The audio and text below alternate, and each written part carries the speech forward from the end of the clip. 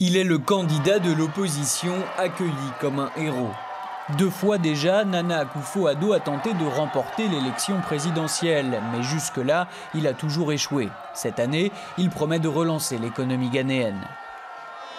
La seule façon d'assurer un avenir prometteur au Ghana est d'évincer John Dramani Mahama du pouvoir.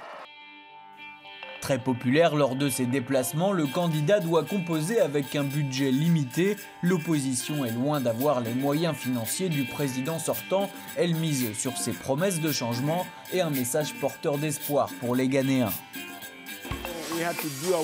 Nous avons dû licencier une partie de notre personnel, mais aussi augmenter les prix. Nicolas Manou fabrique des cuisinières. Comme beaucoup d'autres dans le pays, son commerce a beaucoup souffert ces dernières années.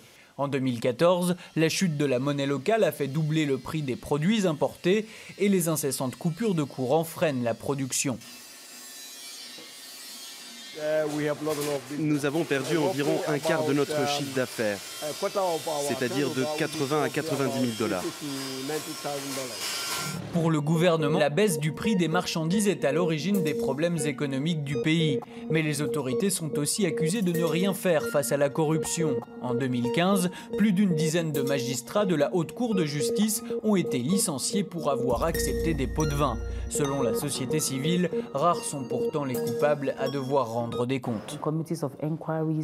Les rapports d'enquête traînent. Ils sont souvent vides et rendus des années plus tard. Les personnes soupçonnées sont de retour au travail, comme si de rien n'était.